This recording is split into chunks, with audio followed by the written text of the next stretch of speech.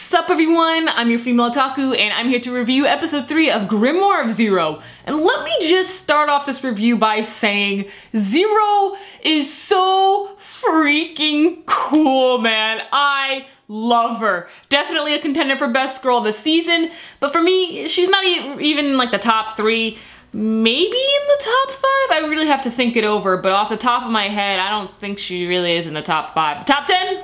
She's there. Zero still has some time to work her way up in the ranks. Of course, this is only episode 3, which by the way, did this pass the 3-episode test for you if you were giving it the 3-episode test? For me, I wasn't giving it the 3-episode test. I was gonna stick with it either way, but this episode was fantastic. I absolutely loved it. The pacing of it, of the action, the atmosphere, Zero especially. Like, the fact that Zero said at the gate that she and the other boy were mercenary sex slaves just sealed the deal for me. Like, I had to do a double take. When she said that, I just paused. I had to rewind, and before I hit play, I just like sat back and just like, okay, that was actually said. And then press play and just finish the scene. Like, wow, she actually said that. We actually found out that Zero is a lot more sheltered than I thought, because she doesn't know too much of the outside world. And you think that the most powerful witch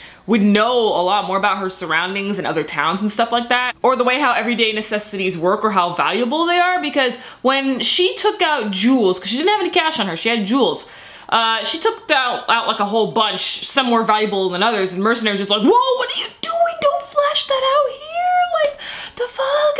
And over when she was changing, she decided to strip naked right then and there, and it's just like, Zero, what? Like, I was very surprised. Again, she's one of the most powerful witches, and you'd think that she'd understand, you know, basic human behaviors, if you want to call it that. Speaking of humans, we actually found out something really interesting about Beastfallens. The fact that from time to time, they suddenly get this urge to eat a human. And I'm just like, whoa, what the fuck? Why are we finding out about this just now? I figured we would have known about this since episode 1. That's pretty freaking important. But I wonder how many times this urge has overcome, you know, Mercenary. Like, has he ever eaten a human? Has he ever had this impulse? Does it come often for him? And does the same impulse apply to witches? Most likely consider that witches are the only ones who can identify which person is a witch.